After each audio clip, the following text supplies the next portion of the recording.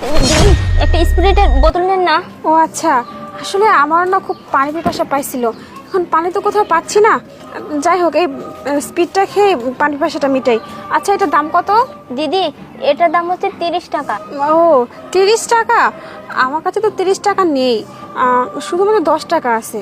ও আপনার কাছে 30 টাকা নাই তাই না? কিন্তু 30 টাকা ছাড়া তো আমি আপনাকে দিতেও পারবো না। আর 30 টাকা যদি আমি বিক্রি করতে পারি সেখান থেকে আমার কিছু লাভ হতো। দিদি আপনি একটু দেখেন না আছে কি না। আরে বোন, তুমি দেখতে পাচ্ছ না যে ওনার কি অবস্থা? সাইডে ব্যাগ নেই, আর আমারও মানি ব্যাগটা নেই, আমরা ভুলে রেখে আসছি। আমার ওয়াইফেরও খুব পানি পিপাসা লেগেছে, পানিও আমি কোথাও পাচ্ছি না। আর এটা যদি তুমি দাও 10 টাকা দিয়ে, তাহলে ও খেয়ে ওর পিপাসাটা মিটাবে, সঙ্গে আমিও একটু খেতাম। দেখো না যদি দেওয়া যায়। স্যার আপনি কি বলতেছেন? 30 টাকার জিনিস আমি কিভাবে 10 টাকা দিব বলেন? আমার তো কোনো লাভই থাকবো না। আচ্ছা আপনি একটা কাজ করেন, 20 টাকা দেন, তাও আপনি স্পিরিটটা নেন। না বোন, আমরা 20 টাকা দিয়ে বোতলটা নিতে পারবো না, আমাদের কাছে মাত্র 10 টাকায় আছে। তুমি যদি দাও তাহলে এই 10 টাকা নিয়ে স্পিরিটের বোতলটা দাও, আমরা খেয়ে একটু পিপাসাটা মেটাই। ও আপনার কাছে তাহলে আর টাকা নেই?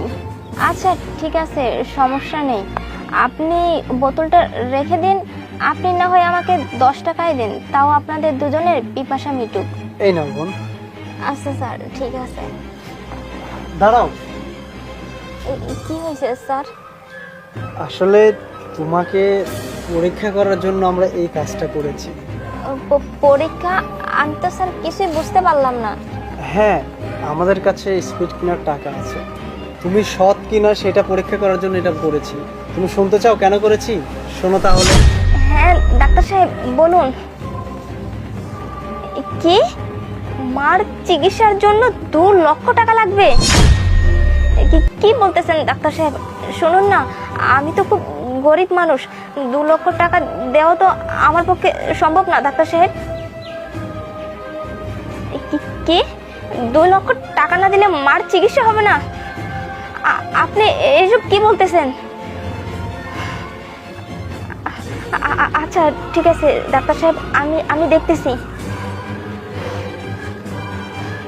মার চিকিৎসার জন্য 2 লক্ষ টাকা, কিন্তু আমি সামান্য স্পিড বিক্রি করে কিভাবে 2 লক্ষ টাকা জোগাড় করব? আমার তো মাথায় কিছুই কাজ করতেছে না, আমি কি করব? এই মেয়েটার মায়ের অপারেশনের জন্য 2 লক্ষ টাকা প্রয়োজন।